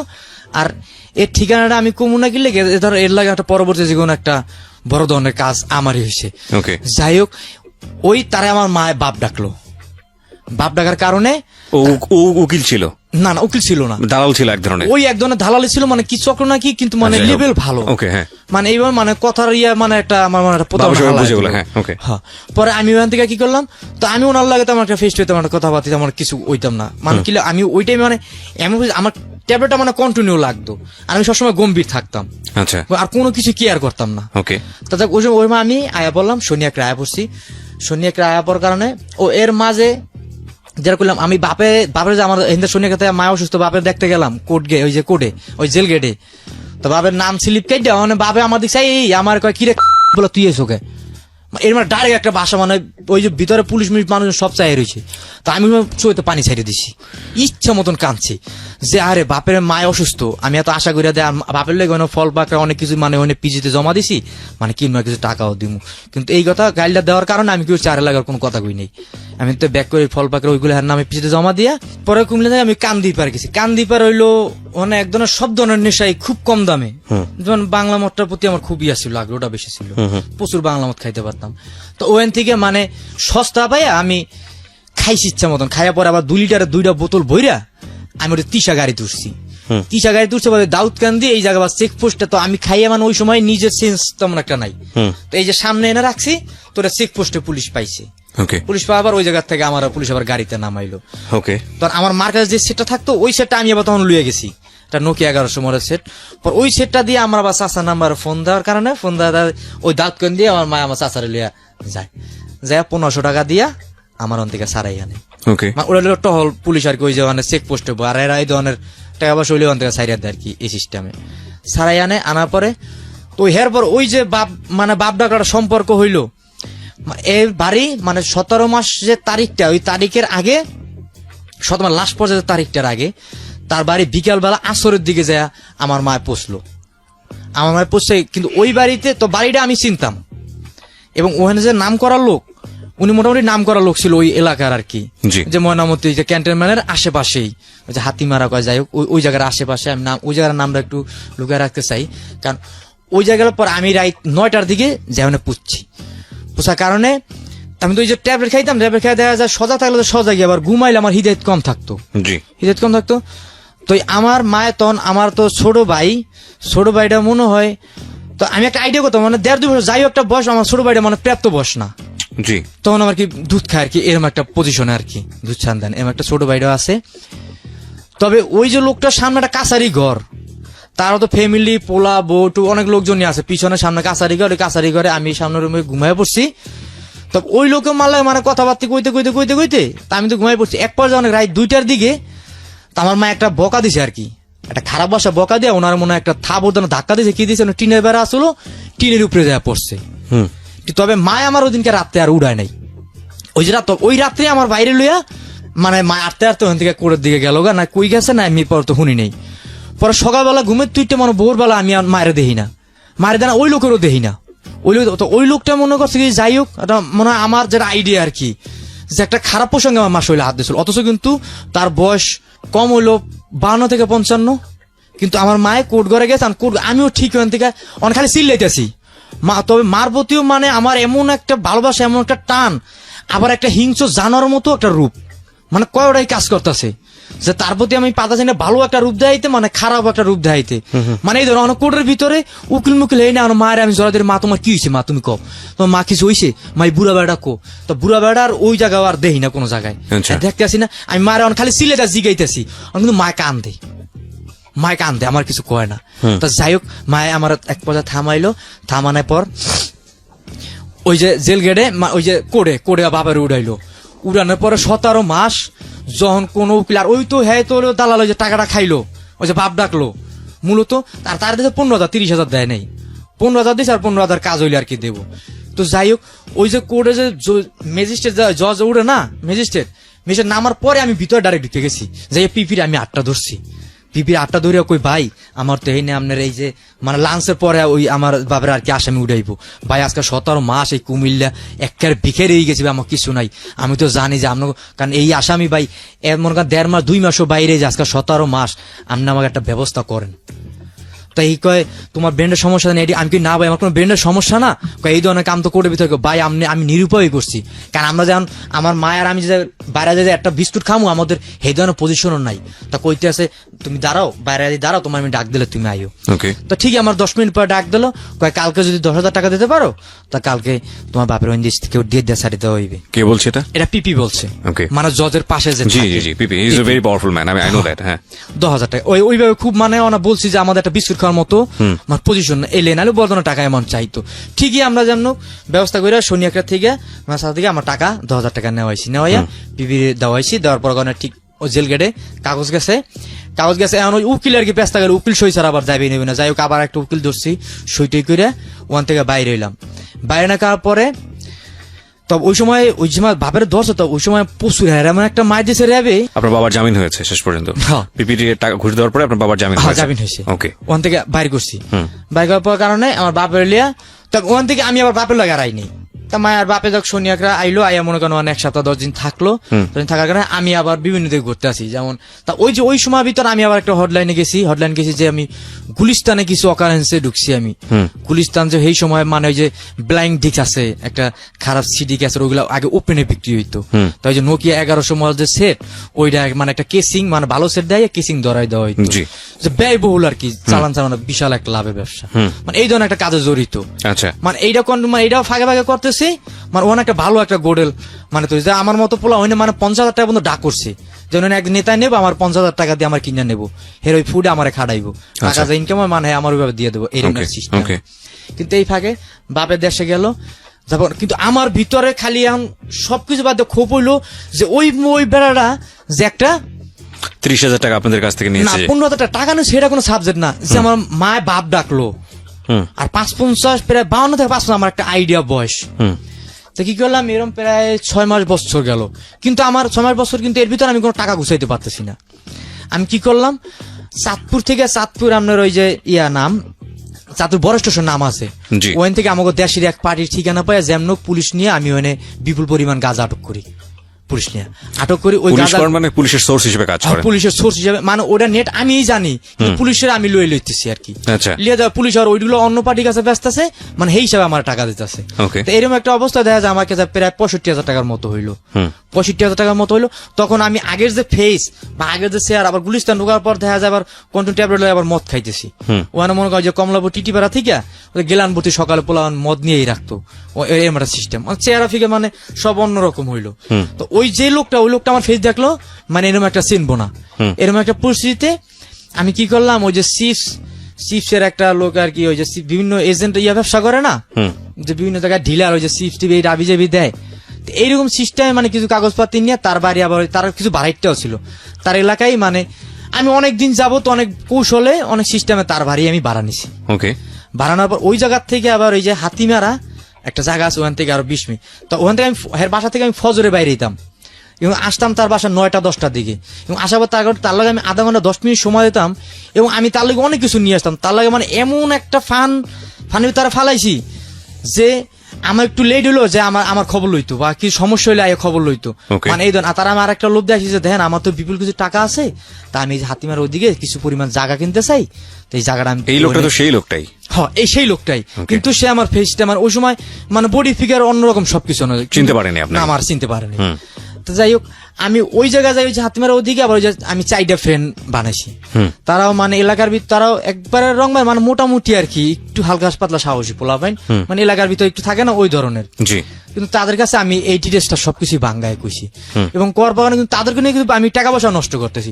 ওই আমলে মানে টাকাগুলো বহুত 5,000 টাকা, বহুত টাকাই টাকা পয়সা নষ্ট করতেছি। পরে বললাম যে ভাইরে, তা আমি তো এই জিনিসটা আজকে প্রায় বছর 12 মাস, প্রায় এই 12 মাস 1 বছরের বেশি হইলো, আমি তো বলতে পারতাছি না, তাই তোরা আমার কোনো একটু হেল্প করবি? আমি তো এরম তার লাগে তো প্ল্যান করছি যে বাইরে আমি তো ভালো পজিশনে আছি, বা এই অবস্থা আমি তো মুজে জায়গা কিনবো বা দেখলাম এইটাই, এখন তারা কইলো তাহলে আমাকে 4জনের 20,000 টাকা দেওয়া লাগবে। তো যাই হোক, আমি কই 4জনের 20,000 না, 4জনের আমি 15,000 টাকা দিলাম, তোমরা এই বাঘটা করে নাও, আর কিছু এমন যাতে নষ্ট হয়েছে। মানে প্ল্যান কি ছিল আপনাদের? ওকে মেরে ফেলবেন? হ্যাঁ, ওনার মেরে লাবো। আর এটা কারণ আমি সন্তান হিসেবে আমি জানি না, কিন্তু আমার কাছে এটা পরবর্তী এমন মনে গর্ব মনে হয় কি, যে কারণ একটা মাছ জাত। ওকে ফাইন, আমি সামনের দিকে যাই, স্টেপ বাই স্টেপ যাই। তারপর কি হলো? টাকা দিলেন, তারপর? ওদেরকে টাকা দিলাম, কিন্তু ওগুলোকে মানে ওরা আমার মানে ওরা মানে ডেট দিতেছে না, যে তুমি এই মুরব্বী বা লইয়া ওই হারে তো নিমু ওই জায়গা, মানে ওই জায়গা দেখানোর কথা কই আর কি, জায়গা দেখানোর সিস্টেমে কথা করতে কইয়া পর্যায়ে এক পর্যায়ে তাদের লাগে একটা চূড়ান্ত সিদ্ধান্ত হয়ে গেল। কি হবে যে একটা তার মূল একটা খুর আর কি, একটা খুন নিছি, আর হইলো আমরা কষ্টিপ, এই যে স্যাপডার আমরা কষ্টিপ আছে, সাদা কষ্টিপ গুলা, তো একজন হইলো আর কি মুখে কষ্টিপটা প্যাচ দেবো, প্যাচ দিলে মনে করেন মুরব্বী মানুষ 4জনের দলে আর কিছু করতে পারবে, মানে আমাদের আগে যে প্ল্যান ছিল, তো মুখ দিয়ে প্যাচ দেবো, আর মানে যা কাম করা পুরোটা আমি করবো, মানে ও ধরো আত্মসাইডটা ধরো বা 4জনের দূরে বইবো খালি, এইটাই মূলত কাম। কিন্তু হ্যাঁ ঠিকই প্ল্যান মতন সবকিছু মানে ওই জায়গায় নিছি। আচ্ছা, নেওয়ার পরে মানে কথা দেখাইতেছি এই জায়গা, ওই হ্যাগর পার্টি বানাইতেছি, বা এরকম এই মানে এই কাগজ শিকাগজ দেখাইতে ঘুরে ঘুরে, ওরা মানে মানে সাহস করতে আসে না। তারপর আমি মানে ধাক্কা দিতে আসি যে আমি তো মুখে কষ্টিপটা প্যাচ দে, তা ঠিক ওই ভিতরে একজনের মুখটা কষ্টিপে প্যাচ দিয়া লাইছে। প্যাচ দেওয়ার পরে আমি কি করলাম, মানে খুর দিয়ে টান দিছি, টান দেওয়ার কারণে নিজের ভিতরে একটু ভয় লাগে, কেমন জানি একটা হিমশিম লাগে। তো কি আপনাকে ও চিনতে পারেনি যে এই ছেলেটা? তখন আমার চিনতে পারেনি। খুর দিয়ে পোস্ট আপনি কোথায় দিলেন? এটা পোস্ট মানে চাইছিলাম যে এই জায়গাটা দিতে, মানে একটা এইটা তো কাটলে তো জানি শেষ হয়ে যায়, কিন্তু পোস্টার লাগে এই সাইডে, মানে সামনে দিতে গিয়ে পেছনে লেগে যায়, এই সাইড লাগে, সাইড লাগে। কিন্তু ওরা 4জন মনে করেন ওই অবস্থায় কষ্ট হওয়ার ব্যাপার দেখি, মানে ওরা আর ধরাধরি পাতে, ওরা ডাইরেক্ট দৌড়, মানে ওই জিনিসটা দৌড়, হ্যাঁ ওরা মানে ওই জিনিসটা কন্ট্রোল রাখতে পারে না। প্রিয় শ্রোতা, বিরতি নেব এই জায়গাটিতে, ছোট্ট একটা বিরতি। যা শুনছেন আজকে তা সিনেমাকেও হার মানায়, but this is the ugliest truth of life. আমরা এইরকম ভয়াবহ ঘটনার মধ্যেই বসবাস করি, অফকোর্স করি, এবং একই ঠিক এই সমাজে যেমন শ্রদ্ধেয় ব্যক্তি আছেন। বলুন। পরে ওরা 4জন মানে দৌড় দিল, ওরা মানে তো সাহসী ওইভাবে মানে ইয়া পালো না। তবে আমিও একটা নিজে হিমশিমের ভিতরে, মানে ওই জন্য তো একটা গড় কেমন একটা আওয়াজ পাইতেছি আর কি। কষ্টি পেস্টটা যে মানে ওই হিটাও তো নাই, তোর বয়স টাইপেরও, তুমি আমার আইডিয়া কি 5 বছরের মতো বয়স, তো কম না। তো আমি দৌড় দেবো না কি করি, তো আমি আবার এসেন্সটা ইয়া করি, তো এই অবস্থা যদি হয় তাহলে তো আর কি হইলো, তো আমার এত কষ্ট গুলা করি কোনো কিছু। তো যাই হোক, পরে আমি এক পর্যায়ে চুল ধরে পিছনে হালাই, ঠিক আমি এই জায়গা 2-3টা পোস্ট দিই গলার মধ্যে। হ্যাঁ, ওই সময় তো ওর হাতটা বাঁধা ছিল না, হাত বাঁধা ছিল না, কিন্তু ওনার শরীরে অতটা শক্তি ছিল না, একটু বয়স্ক ছিল তো, বয়স্ক ছিল। আর এই পোস্টার দেওয়ানোর কারণে এই সাইডের রক গুলা সম্ভবত ইয়া হয়েছিল আর কি, ফাঁক হয়ে রয়েছে। এটা আমি চোখ দেখতেছি, মাটিতে পড়ে গিয়েছিল নাকি? না না, মানে একটু দৌড়ে না, চিন্তা না করছে, ওরা মাটিতে পড়ে নাই, মানে একটু তাড়াহুড়া করে মানে হিদেই থারাই আলাইছে, মানে কোন দিকে দৌড় দেবে কি মানে বাঁচালে। আপনি যখন এই কাজটা করছিলেন তখন কি আপনি বলেছিলেন যে কেন আপনি এই কাজটা করছেন? না না, আমি ওগুলো কিছু মানে ওগুলো করার মতো কোনো দর কিছু করি না আমি, মানে আমার আগে হলো তারা আমি কোন সময় মারে মানে আর তারা তো 4জন গেছে। তা যাই হোক, আমি চুল দিয়ে তার পিছনে হালাইছি, তখন শরীরে তেমন শক্তি ছিল ছিল না, তো ওই সময় আমার শরীরটা মানে একটা অন্যরকম স্পিড, মনে হয় ওরকম 2-10 জন কিছু না। তো যাই হোক আমি এই আপনি জায়গায় কাজটা করার আগে কি নেশা করেছিলেন? হ্যাঁ না, ওই সময় নেশা প্রচুর পরিমাণ ছিল। আমি ট্যাবলেটটা আমার কন্টিনিউ, ট্যাবলেটটা অনেক মানে কন্টিনিউ, কিন্তু Okay. আমি গাঁজা জিনিসটা একটু ঘৃণা করতাম। গাঁজা Okay. জিনিসটা মানে আমার ইমেজ মানে নর্মাল করে লাইতো, Okay. ওই জিনিসটা আমি ঘৃণা করতাম, ওকে, কিন্তু ট্যাবলেট আমার কন্টিনিউ ছিল। তো আপনি কাজটা পোস্টটা দিলেন, দেওয়ার পর কি করলেন? পোষা দেওয়ার পর না, হ্যাঁ মনে একটা গড় গড় একটা আওয়াজ পাইলাম, আসলে সেই ওই জায়গায় পড়ে রইলো, কিন্তু ওই মুখটা বান্ধা কানা কোনো আওয়াজ হয় নাই। তো টাইমটা একটু সন্ধ্যার পর টাইমটা হয়েছে তো। তো ওই এটা টাইমটা- কোথায় এটা? এটা আপনি জায়গাটা কি জায়গাটা বলতে চাচ্ছেন না? না, তবে Okay. কুমিল্লার ভিতরে। কুমিল্লার ভিতরে, ওকে, হ্যাঁ। তারপর? যাক ওখান থেকে, তবে আমি আবার ব্রেনটা মানে কেমন জানি, মানে ওই যে রক্তগুলা বা ওই যে গাড়ি ইয়া রয়েছে, মানে ওইগুলো দেখে আমার তো কেমন। তো আমি ওই জায়গাতে মানে ঠিক গেরিলা যেমন যায় না, বা সেনাবাহিনী যেমন যুদ্ধ করে যেমন যায় না, ঠিক ওইভাবেই আমি যে কই গেছি ওখান থেকে, তা আমার মনে পড়ে যতটুকু আমার আইডিয়া, আমি ভারতের ভিতরে, মানে ওখান থেকে ভারত পাশাপাশি। ওকে, আপনি ওখান থেকে পালালেন এবং আপনি নিশ্চিত হয়েছিলেন যে মানুষটা মারা যাচ্ছে। হ্যাঁ, এটা নিশ্চিত আমি, ওকে, এটা নিশ্চিত যে সে মারা গেছে, এটা নিশ্চিত। কিন্তু পরবর্তী আমি কিছু জানতাম না, আমি ওদিকে সেন্স মানে ওই অবস্থায় আমার ইয়ে না, 2.5-3 মাস পরে যাই হোক কেমনি কি আমি কইতাই না, আমি ঠিক আবার আগে গুলিস্তান, হুম, আমি কেমনি গেলাম তো গুলিস্তান আইয়া, মানে কদিন কেমন কেলা কোনো কথাবার্তা কই না, এই সেই মানে সবাই আমার আজেবাজে টিটকেন দেয়, কিরে সুজন তুই আগে বাঘের মতো এনে, তোর এমন কোনো দিন নাই যে 10,000 15,000 20,000 দান্দা না হইতো, তো তুই এমন এখন এই সেই। তো ওই আস্তে আস্তে আস্তে আস্তে আমরা ওই যে নবপুর একটা হোটেল আছে, জি, ওই হোটেলটায় তো কন্টিনিউ আমার এক বড় ভাইয়ের হেরে আমি একটু ইঙ্গিত ভাবে কইছি যে বড় ভাই আমি তো যাই হোক একটা বড় ধরনের অকারেন্স করছি, এটা আপনার আমি বলতে পারবো না, কিন্তু আমি মানসিক ভাবে দুর্বল আছি, আপনি আমার একটু রিল্যাক্সের ব্যবস্থা করেন। কিন্তু এই জিনিসটা বুঝতে পারছে, রিল্যাক্স করতে পারি, পরবর্তীতে আমি কি আপনার কোনো চিন্তা নেই, আপনি আমার লেগে যতটুকু করবেন এর 4 গুণ আমি করবো। ওকে, তার মানে এর মাঠে আশ্বাস দিছি। Okay. ঠিক নবপুর আমার একটা আলু বাজারে একটা হোটেল লয়ে দিল কন্টিনিউ, মানে ওখানে প্রায় মাসখানেক, এবং মদ বা যাই দরকার ওখানে হুম, যাই দরকার মানে সব ধরনেরই আমার ওখানে করে দিল। আস্তে আস্তে আস্তে আস্তে আস্তে আস্তে মানে মানসিক ভাবে নিজে সম্পূর্ণ আবার সুস্থ হইলাম। পর যাই হোক এই বজায় গেল, যার পরে আমার বাপে আনতে দেশে গেল, তো আমিও মনে করেন এইটা কন্টিনিউ রাখিয়ে দিছি আর কি, মানে এইটা আমি চলার লেগে রাখছি, এটা দিয়ে আমি মানে সুন্দরভাবে চলতেছি, বাড়ি ঘরে যাইতে চাইতেছি। এর ভিতরে রায়ের বাগ আমার এক চাচি আছে, মানে চাচি হের আবার একটা আত্মীয় লাগে, এই আত্মীয়র মেয়ে একটা মানে জেসমিন নাম, জেসমিন নাম, যে মেয়েটা খুবই সুন্দর চঞ্চল ছিল এবং বয়স অনেক কম ছিল। মেয়েটা আমার পছন্দ হচ্ছে, পনেরো পরে দেয়া যায় এক পর্যায়ে বাধ্য হইয়া আমার মায়া না বাপে আইলো, আবার চাচারা এরা মিলে সবাই মানে বিয়াটা দিল। বিয়াটা দেওয়ার পরে মোটামুটি সংসারী করতেছি পরে ওই মেয়ে নিয়ে দেশে গেছি, দেশে যাওয়ার পর মেয়ে বিভিন্ন সালসাতরি করতেছে, এক পর্যায়ে মেয়ে মানে বাধ্য হইয়া বাপের সামনে আমি ঢাকা আনতে বাধ্য হয়েছি, বাধ্য হয়ে মিলিয়ে দিবা রাখছি, প্রায় হেরা 2-2.5 লাখ টাকার মতো ঋণ হইলো। পরে যাক সংসার হ্যাঁ কাছে যাই মোটামুটি যা কামাই, তারাও একটু মাঝখানে একটু ব্যবসা করছিলাম, রায়ের বাগে মানে যার ব্যবসাটাও করছিলাম, মোটামুটি একটা ভালো হওয়ার চিন্তা ভাবনা মানে নিজের ভিতরে নিলাম যে নিজে একটা ভালো বা এটি করবো না। কিন্তু ওই গুলিস্তানে ওই লোকগুলো আমার ঠিক তারাইতেছে, ওই লোকগুলো আমার টানতেছে, কারণ তারা আমার ব্যয়বহুল লাভ আমার দিয়া। কিন্তু এক পর্যায়ে সংখ্যাটা করতেছে, হেরা কি করলো ওই জায়গার থেকে প্রায় 2.5 লাখ টাকা ঋণ হয়ে গেল, কামরাঙ্গিচর পলায় গেল। আমি ওই জায়গা থেকে কামরাঙ্গিচর গেলাম এগুলোকে, কারণ এমন হয়েছে যে আমি জেসমিন এমনটা ভালোবাসি যে ও যাই করে হেডি আমার কাছে ভালো লাগে। এবং একটা সন্তান মানে আমার ছেলের নাম আলিরাজ, মানে খুব সুন্দর পিঞ্চের মতো একটা সন্তান আছে, আলিরাজ নাম। রাজের দিকে ছায়া মানে টোটাল খুব ভালোভাবে আমি লালবাগ আমি অনেক পরিশ্রম করছি, আমি রিক্সা বন্ধু চালাই। ওই সময়টা থেকে আপনি মানে নেশা সব বন্ধ করে দিলেন? একটা টোটাল নেশা বন্ধ, মানে নিজে ওই সন্তানের দিকে ছায়া মানে আমি খুবই খুশি যে আমার মনে হয় যে আল্লাহ একটা সুখের একটা ভালো দিছে, মানে এই একটা সুযোগ, এই সুযোগটা আমি ঠিকই হাতে কাজে লাগাইতেছি। তাহলে যে এক পর্যায়ে মানে সংসার গো আমার বিভিন্ন ভাবে ঝগড়াঝাটি করে, যেমন এরকম ইনকাম সোর্স নাই, আর আগে যেরকম আমি সংসারটা চালাইতাম এটা চালাইতে পারতেছি না। যাও এক পর্যায়ে কি করলো, এই মাইয়া লোকের লাগে হইনা একটা লোকের লাগে পরিচয় হলো, বিদেশ পাঠাইবো। আচ্ছা, বিদেশ পাঠাইবো, এই আমার লগে মানে কেমন একটা দূরত্ব ভাব। আমি এবার নিউজ পাইছি যে বিদেশ যাই, আমি তো কোন অবস্থায় বিদেশ পাঠাইতে রাজি না। তারা বাচ্চা, তখন ছেলেটার বয়স মনে হয় 4.5 বছরের মতো আর কি, এমন একটা আইডিয়া আর কি বয়স। তো ওই ছেলেটা কি করলো, ওই ছেলেটার সাথে মানে বিভিন্ন দিকে ওই পাসপোর্টের লেগা, যেমন যে রায়েরবাগ ওই যে পাসপোর্ট অফিস এই জায়গায়, তারপর ওই যে সিঙ্গার এই যে ট্রেনিং এর লেগা, মানে নানান দিকে ঘুরে ফিরে বেড়ায়। কিন্তু আমার বিভিন্ন সলসাতে আমার বিভিন্ন জায়গায় পাঠায় দেবা, ওরটা আমার আড়ালে আর কি। কিন্তু ওর প্রতি দুর্বল ছিলাম যে ওরা আমি এতটাই ভালোবাসতাম যে আমার যা কইতো আমি ওইটাই করতাম, যা কইতো এবং ওর বাপ মায় ওরা দিয়ে আমার সবকিছু ব্যবহার করাইতো, এবং আমি আমার বাপ মা আত্মীয় মানে টোটাল কেউ চিনি না আমি, আচ্ছা, খালি একমাত্র মেয়ে। যাই হোক, এক পর্যায়ে মানে ওর সবকিছু কমপ্লিট হয়ে গেল, সৌদি গেছে। 2 দিন আগে আমারে হঠাৎ কি করলো, একটা কাগজ দিয়ে দিল। আমি কামরাঙ্গীরচর ঠোঁটার থেকে মানে আমি আসছিলাম বাবুবাজার। কিসের কাগজ এটা? ডিভোর্সের কাগজ। কোনো কারণ ছাড়াই? কারণ হইলো আমি বিদেশ যাওয়াতে কোনো অবস্থায় রাজি না। আর ওই যে পরবর্তী জানি ওই যে ছেলেরা তার একটা সম্পর্ক মানে, আর ওই ছেলেটাই পরবর্তীতে দেখা যায় বিদেশ পাঠানো সবকিছু সব নিজেই করলো। আচ্ছা, সেটা তো পরবর্তীতে করেছে মানে ওই সময়টাতে অন্য একটা ছেলের সঙ্গে, ওই সময়টার সাথে আপনার ওয়াইফের অন্য একটা ছেলের সাথে সম্পর্ক আছে, এটা আপনি জানতেন আগে থেকে? কিন্তু জানতাম না, ওইভাবে জানতাম না। কিন্তু ছেলেটা আমার শ্বশুর লাগায় কথাবার্তা কইতো, বসতো, ঘর করতো। কিন্তু ওই সময়টা আমি এই দুর্বল ছিলাম যে আমি ও যাই করতো আপনি সেটাই বিশ্বাস করতেন? আপনাকে 2 দিন আগে ডিভোর্স দিয়ে দিল, তারপর 2 দিন আগে একটা কাগজ দিয়া কি করলো, ওদিকে হেরা মানে জিনিসপাতিও গটর ঘুষে ওদিকে হাজারি না কই যে নিয়ে গেল গা। আর ও তো 2 দিন পরে মানে এতে বিদেশ গেল।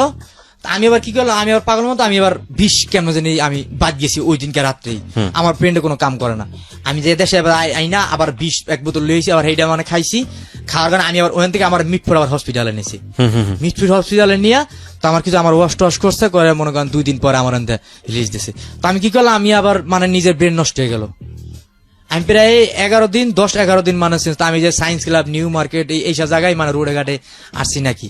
তো এরকম আস্তে আস্তে মানসিক ভাবে আমি ওই বাবুবাজার ব্রিজে আবার টলার দিয়ে আমার মোবাইল, মানি ব্যাগ মানে যা যাবতীয় সবকিছু আসলো সব আমি নদীতে হালাই দিছি। নদীতে হালাই দেওয়ার পর কি হচ্ছে আমি এটা সঠিক করতে পারবো না। মানে আমি পরবর্তীতে আমি এই যাত্রাবাড়ি আইয়া মনে করেন হয় না, আমি প্রায় 15-20 দিন না 10 দিনের মতো মনে থাকি সুস্থ হয়ে। কিন্তু আমার যে ফুবার ফোন দেয়, আমি ফুবার মানে কই যে আমি আছি কামরাঙ্গীরচর, আমি যে ফুবার ফোন দিকে কামরাঙ্গীরচর। যাই হোক, মানে আমি নিজে হিমশিমে আছি যে মানে জামু না কি হেরা তো আমার আগে দেখ। কিন্তু এই ফুবার আমার যথেষ্ট ভালোবাসতো, কিন্তু ফুবুরা মাথা গরম ছিল, কিন্তু ফুবার আমার খুব ভালোবাসতো। তো যাক, এক পর্যায়ে ফুবা আমারে ফোন দিল, ফুবার কাছে আমি গেলাম।